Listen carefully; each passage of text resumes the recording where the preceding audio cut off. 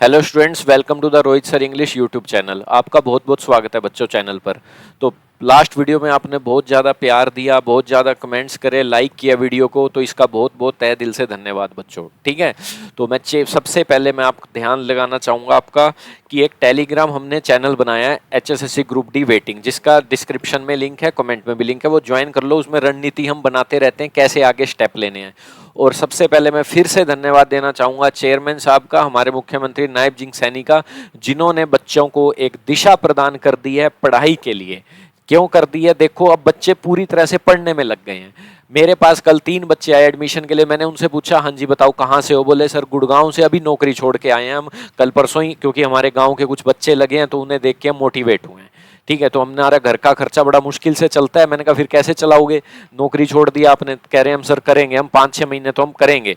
ठीक है, तैयारी। नौकरी छोड़ के बेचारे आ गए हैं, 15-20 हजार की जो उन्हें मिलते थे। ठीक है, तो इस काफी मोटिवेट हुए हैं बच्चे। तो वो मैं सरकार से ये कहूंगा, तो प्लीज सर, वो 5-6 उनके घर का खर्चा चलना तक मुश्किल है और वो नौकरी छोड़ के आगे 5-6 महीने घर पे उनके खाने के लिए नहीं है, तो 5-6 महीने में ये निपटा देना सर। इस बार 5 पंचवर्षीय योजना मत बनाना। वो सब कुछ छोड़ के उनका एक एक दिन मुझे कैसे निकल रहा होगा नौकरी के बिना, कहाँ से घर चलेगा पता नहीं। बस वो मोटिवेट होके 25,000 नौकरियों को देख के आ चुके हैं। उन्होंने उन लाखों लोगों का दुख नहीं देखा जो रोए भी हैं। तो मैं कह रहा हूं बच्चों, दोनों तरह से मोटिवेट होना जरूरी है। जो 25,000 लगे हैं उनके परिवारों की खुशियों को भी देखो, और जो 1.5 लाख बच्चा रो रहा है, जिसका नंबर तक नहीं आया किसी एग्जाम में, 56-57 में नहीं आया, किसी में नहीं आया, पॉलिसी कुछ ऐसी बन गई कोर्ट के चक्कर के कारण। ठीक है, ग्रुप डी वेटिंग क्लियर नहीं हो रही, जो रो रहे हैं उनका दुख भी देखो थोड़ा सा। एक एक नंबर से जब रह जाता है बच्चा तो कितना दुख होता है, तो उनका दुख देखोगे तो शायद आपको पढ़ने के लिए मोटिवेशन मिलेगा कि मुझे इस कैटेगरी में नहीं आना, मुझे सिलेक्शन की कैटेगरी में आना है और मुझे अपना टाइम वेस्ट नहीं करना। भगवान ने टाइम एक ऐसी चीज बनाई है जो हमें आगे का दिखता ही नहीं है। दिखता हो ना आगे कि मेरे साथ ये बुरा होएगा, आगे 3-4 नंबरों से मैं रह जाऊंगा, तो मैं एक एक मिनट अभी से कलेक्ट करना शुरू कर दूंगा, एक एक सेकंड। तो उन 1.5 लाख बच्चों को भी देखो जो बेचारे नहीं हो पाए सिलेक्ट, उनका रोना देखो। 1.5 हैं, 2 हैं, जो भी हैं, उनका रोना भी देखो, तब आपको पता लगेगा कि मुझे ये नहीं बनना, मुझे पढ़ना है। एक एक मिनट मेरे लिए कीमती है। तो मैं चेयरमैन साहब से गुजारिश करूंगा, जो आप नया सीईटी ला रहे हो इसे टाइम बाउंड करना प्लीज, कैलेंडर निकालना। और हाँ, दूसरी चीज, मैं ग्रुप डी वेटिंग पे अभी आता हूं, पूरी अच्छे से इनकी बात की जाएगी। हाँ, सिलेबस प्लीज चेयरमैन साहब टाइम बाउंड करना, उन्हें आप खुद देख लेना, पिछली बार की तरह मत करना। 97.5 का पेपर कोई मतलब ही नहीं बनता था, 2.5 नंबर हट चुके थे। आपने लगता है क्वेश्चन पेपर नहीं देखा। कंप्यूटर के क्वेश्चन आ रहे हैं सी लैंग्वेज और पाइथन के, जबकि सिलेबस में है power point, office, simple computer. Syllabus note कर लेना। अगर 25 नंबर की जीके है तो 25 की होनी चाहिए, अगर 20 नंबर का कुछ और है तो 20 का ही होना चाहिए। प्लीज सिलेबस और कैलेंडर जारी कर दीजिए ताकि बच्चे एक डायरेक्शन में पढ़ सकें। ठीक है, आपने डायरेक्शन तो दे दिया, बच्चों को मोटिवेट तो कर दिया है, बट अब आते हैं ग्रुप डी पे और बाकी बच्चों के दुख पे। ठीक है सर, आपने ये 25,000 भर्तियां करके एक ऐसा काम कर दिया है जो बहुत ही सराहनीय है, बट ये आपको भी पता है सर ये किस पॉलिसी के तहत हुआ है? कोर्ट के चक्करों के कारण हुआ है, सरकार की जुबान के कारण हुआ है। बट आपको भी पता है इसमें मौका नहीं मिला सबको, किसी को मिला। मान लो किसी के 65 है, कट ऑफ गई है 67, किसकी? 56 की। वो 56 में बैठ ही नहीं पाया, 57 दे पाया सिर्फ एक आधे नंबर के कारण, और वो पेपर मुश्किल आ रहा है। कभी ऐसा हुआ है सर क्लर्क का पेपर मुश्किल है 57 ग्रुप का, और 56 ग्रुप का पेपर आसान है, जिसमें इंस्पेक्टर बनाए जा रहे हैं, पटवारी बनाए जा रहे हैं, ठीक है, ऑडिटर बनाए जा रहे हैं। वो पेपर आसान है, क्लर्क आसान है, मुश्किल है। ऐसा कभी होता है क्या? ये क्या सिलेबस है? कोई दिक्कत नहीं, कोई लेना नहीं, कोई देना नहीं। ठीक है, मैं देखो पहले आपकी क्या, कई कहेंगे आपका हुआ नहीं, चिढ़ रहे हैं, नेगेटिव कमेंट वाले भी हैं, नहीं है हमसे चिढ़ रहे हैं, हम लग गए हैं। अरे ठीक है, आप लगे हो, मैंने पहले आपकी बड़ाई भी की है चेयरमैन साहब की, उनको धन्यवाद भी दिया, आपने डायरेक्शन दी है, दोनों पक्ष रखूंगा। किसी की अगर ये नहीं है, अंधभक्त नहीं बनना हमें। पहले बड़ाई करी, सराहना करी, अब नेगेटिव पॉइंट गिनाने का टाइम है। आपको पता है इस पॉलिसी के कारण 2 लाख बच्चों का नुकसान हुआ है और ये रोए हैं बेचारे, 2-3 साल से इनका नंबर नहीं आ पा रहा। तो इनको इंसाफ कौन दिलवाएगा? ठीक है, इनकी आपने सराहना ले ली, घर में पटाखे बज गए, मिठाइयां बट गई, ले ली, किसी ना किसी कोर्ट के चक्कर में करानी तो थी, जो जैसी गलत मलत पॉलिसी थी, जुबान थी, वो करवा डाला। 4 पोस्ट थी, मान लो एग्जाम्पल के तौर पे कह रहा हूं, और 3 जने थे तो कोई पोस्ट तो मिलनी ही थी। तो ऐसा काम इनके साथ तो हो गया, जैसा हुआ हो गया, अब छोड़ो इस चीज को। तो ये गलत पॉलिसी, पर इनका जो नुकसान हुआ है अगर आपने इनकी भरपाई नहीं की तो ये कोई फायदा, ये बैलेंस नहीं हो पाएगा मामला सर। ना ये ग्रुप डी वालों का अगर आपने भला नहीं किया और इनका नहीं है, बैलेंस नहीं हो पाएगा। फिर तो एक गलत पॉलिसी के कारण, अपना नाम बनाने के कारण बस कर दिया आपने जो करना था। ठीक है, क्या कौन कौन से एग्जाम में ऐसे होता है कि पोस्ट वाइज और एक ही बच्चा हर पोस्ट पे रिपीट, अगर उसका हाईएस्ट नंबर आ गए, मान लो किसी के नंबर एक्साइज में उसकी कट ऑफ क्लियर है, उसके 80 नंबर है प्री में, तो वो सारे पेपर ग्राम सचिव में भी उसका नंबर है, पटवारी में भी उसका नंबर है, सब में उसका नंबर है, किसी में तो उसका क्लियर होगा ही। ये ऐसा किस में होता है? एसएससी में तो ऐसा नहीं होता, वहां तो मेंस देते हैं, जिसके ज्यादा नंबर हो वो लग जाता है, उस पोस्ट मिल जाती है। यहाँ तो प्री के हिसाब से हुआ है सब कुछ। ठीक है, जिसके प्री में ज्यादा आगे, जिसने उस टाइम अच्छे से कर लिया, बस अब वो मेंस में उसी का ही होगा, बाकी गए बाढ़ में। एक एक नंबर के कारण बेचारे वो ना ऑडिटर बन पाए ना कुछ बन पाए, क्योंकि 65 नंबर थे उनके, थे ही नहीं बेचारों के। 68 नंबर जो कट ऑफ जा रही है, ठीक है, तो वो क्लर्क में ही रह पाए बेचारे।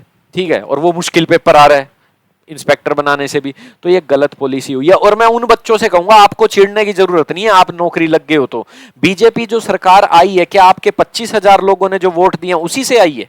उन्होंने तो शायद दिए भी नहीं होंगे, वो तो चिड़े बैठे थे कि इन्होंने हमारा क्लियर नहीं किया, हम तो कांग्रेस लाएंगे, ये लाएंगे। आपने थोड़ा किया, ये इन बच्चों ने वोट दिए होंगे तब सरकार चुनी गई है, जिन बच्चों के साथ बुरा हुआ है कि अब शायद हमारे साथ अच्छा हो जाएगा। ये 2 लाख बच्चे, इनका नंबर नहीं आया, ये ग्रुप डी वाले ये सोच रहे हमारी वेटिंग लग जाएगी, चलो और सरकार आई, वो तो ग्रुप डी को पूछेगी नहीं कितने लोगों ने पेपर दिया था ग्रुप डी का, और सरकार आ गई तो पिछला तो स्कोर कार्ड देखेगी नहीं। असली वोट तो यहीं से मिले, इन 25,000 से नहीं मिले होंगे। ये तो बेचारे चिढ़ गए थे बुरी तरह से। असली वोट तो इन्होंने ही दिए होंगे कि 10-1 लाख है कि और सर कांग्रेस आ गई तो हमारे तो ग्रुप डी कहां से क्लियर करेगी, ये सी का नहीं क्लियर करती, हमारा तो पुराना स्कोर कार्ड ही खत्म कर देगी। ठीक है, तो असली वोट तो यहां से मिले, और इनका सुनना भी बनता है।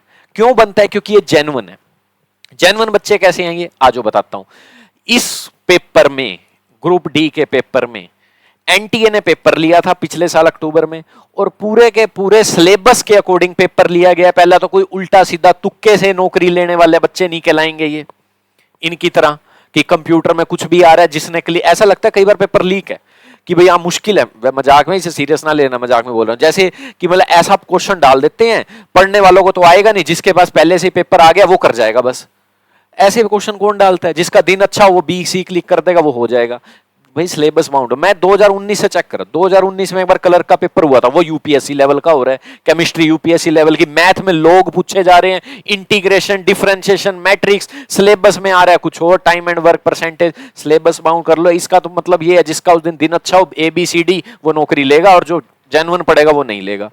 तो सर ये इन्होंने, अब आ जाओ इस पे, जेन्युइन स्टूडेंट्स पे आ जाओ। इन बच्चों ने उन बच्चों के साथ फाइट किया जो सारे हरियाणा के बच्चे थे। इस तरह पॉलिसी का मजाक बना के, कोर्ट में चक्कर कटा के, कुछ लूप होल निकाल के, पॉलिसी में कुछ गड़बड़ियां निकाल के, सिर्फ अपना मतलब नहीं साधा कि हाँ अब तो हम लग गए, क्योंकि सरकार ने एक बार एप्लीकेशन में यूं लिख रखा है पोस्ट का 4 गुना उठाना है, अब तो मौज होगी, लूप होल से कर लिया काम अपना। ठीक है, हो गया जो है, तारीफ भी की है मैंने, बुराई नहीं कर रहा। अब इनकी बात है सर, बैलेंस तभी हो पाएगा मामला जब इनकी सुनोगे। और मैं उन सभी बच्चों से कहूंगा, आप बीजेपी की सरकार आई, आप तभी नौकरी लग पाए हो, तो आपको इनका साथ देना बनता है। इन्होंने भी तो सरकार चुनने में वोट दिए ही होंगे, इनके परिवारों ने भी, तो आपको बस अपनी नौकरी लेके पटाखे बजाने हैं या इनका भी साथ देना है। ठीक है, तो इनका साथ देना जरूरी है। और मैं ग्रुप डी के बच्चों से कहूंगा, अपना हक खुद लेना होता है। ये नहीं है कि भाई आप इन्हीं के भरोसे हो या किसी और के, अपना हक खुद लेना सीखो। ठीक है, तो आपको हक लेने के लिए क्या क्या करना है देखो। पहले तो मैं चेयरमैन साहब को कहूंगा, इनका जो पेपर हुआ, क्यों पुरानी सरकार थी खट्टर साहब की, शायद आपको ना पता हो, एनटीए ने लिया, पूरा सिलेबस बाउंड पेपर लिया, लाखों बच्चे इस पेपर में बैठे, सारे बच्चे बैठे। मैं बता रहा हूं, इसमें एसएससी सीजीएल भी 2023 जो है ना, हाँ जी देखो, एसएससी सीजीएल का बच्चा भी बैठा ग्रुप डी में, उनका क्लियर नहीं हुआ था उस टाइम, एसएससी सीजीएल 2023 का। सीपीओ वाला भी बैठा, कोई और थे जीडी वाले, एसएससी जीडी, वो भी बैठे। ये एएलएम वाले 20 ग्रुप के थे, ये भी बैठे। टीजीटी वाले भी बैठे। और ये बुरा हाल करा इन ग्रुप डी वालों का, तो बुरा हाल, सारे बैठे हैं। ये 56-57 वाले भी बैठे, और कट ऑफ 50-77, और ये तो अपनी अपनी जगह लग गए, वो बेचारे मारे गए। ये अपनी पॉलिसी के अकॉर्डिंग कुछ भी करके लग गए, वो मारे गए, 70 पे ही अटके हुए हैं, 76 हुई है बस अभी तक, वो वहीं अटके हुए हैं। तो सर उन्होंने जेन्युइन पेपर दिया है या नहीं दिया, मेरा सवाल आपसे है बस चेयरमैन साहब। वीडियो को शेयर कर दो ताकि उन तक पहुंच जाए, शेयर करोगे तो ही पहुंचेगी, चैनल को सब्सक्राइब करोगे तो और ज्यादा पहुंचेगी। ठीक है, बच्चे हो जुड़ते हैं तो और ज्यादा यूट्यूब है आगे पहुंचाता है।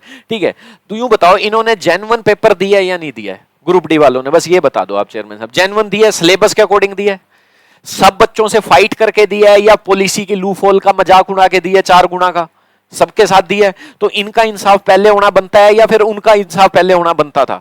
ठीक है, तो जब खट्टर साहब की सरकार थी, सी का पेपर पहले लिया गया, डी का बाद में लिया गया, पर ये कोर्ट में वो भर्ती अटकती रही अटकती रही अटकती रही, डी का रिजल्ट पहले निकाल दिया, तो जिनको बनना था एएलएम, जिनको बनना था पटवारी, वो डी ग्रुप में बैठ गया। ठीक है, और इन बेचारों की कट ऑफ को 77 पहुंचा गया, और अब ये तो अपना हक ले गया, वो मारे गए। कोई कह रहा है पोली अब तो 10% ही वेटिंग निकलेगी, इनका कसूर था क्या ये? तो ये पिछली सरकार ने डी ग्रुप का रिजल्ट ही क्यों निकाला? जब तक कोर्ट का केस ना सोल्व होता ना निकालना था। ठीक है, कट ऑफ इतनी ना जाती, क्लियर हो जाती, कुछ तो करते। तो उस टाइम भी खट्टर साहब ने कहा था कि हम पूरा क्लियर करेंगे, एक भी पोस्ट नहीं जाने देंगे, तो आप 10% वेटिंग का मत करना खेल, जितनी भी पोस्ट खाली हो। ये कुछ एक्स्ट्रा नहीं मांग रहे बच्चे आपसे, आपने कहा हमने 17,000 टोटल ग्रुप डी की भर दी है अभी तक, आप 17,000 का डाटा दे दो बस बच्चों को कि हाँ हमने इतनी भर दी है, इतनी भर दो बस, एक्स्ट्रा मत दो इनको कुछ, इतनी ही भर दो टोटल। ठीक है, चाहे ये खाली होगी हैं 7 चले गए हैं 7 भर दो, और 10 चले गए हैं 10 भर दो, इतनी भर दो, कुछ एक्स्ट्रा नहीं मांग रहे आपसे। अगली सीटी में देख लेंगे ये एक्स्ट्रा, इतनी ही आप भर कर दिखा दोगे तो ही जेन्युइन काम होगा। तो आप उनको हक तो दे रहे हो जो लूफोल से लगे हैं, ठीक है, 4 गुना के चक्कर से, उनको नहीं दोगे जिन्होंने पेपर के अकॉर्डिंग दी है, कोई तुक्का नहीं चला, सिलेबस के अकॉर्डिंग आया है सब कुछ।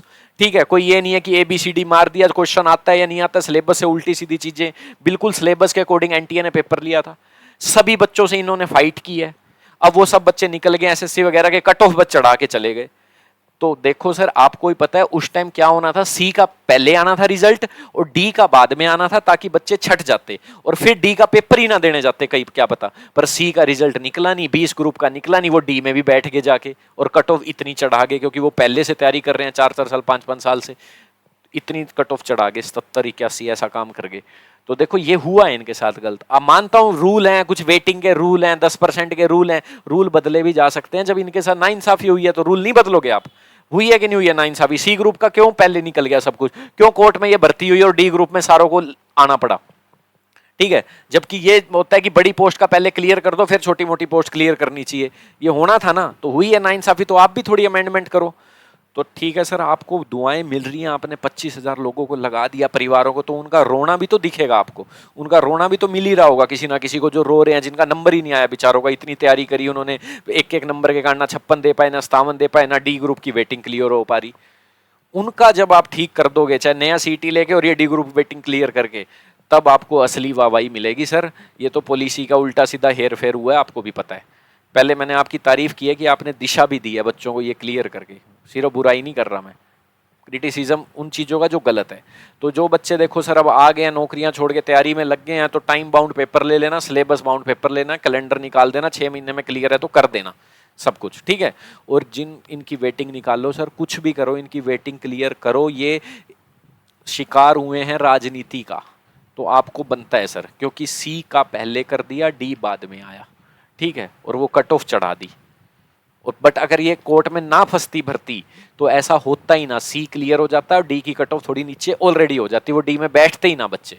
हुई है इनकी खट्टर साहब कि हम सारी क्लियर करेंगे, तब आपके ऊपर है सर, क्लियर करो तभी जेन्युइन माना जाएगा कि कोई तो रिजल्ट जेन्युइन आया है। जिसको नहीं पता वो वाई वाई लूट रहे हैं सर, जिनको नॉलेज ही नहीं है इसकी हरियाणा सीटी, वो सोच रहे हैं हाँ भाई सही है, 25,000 लोग लगा दिए सरकार ने, 25,000, मुझे तो पता है ना, मैं तो इन सब चीजों से निकला हूं, मुझे तो पता है क्या हुआ है।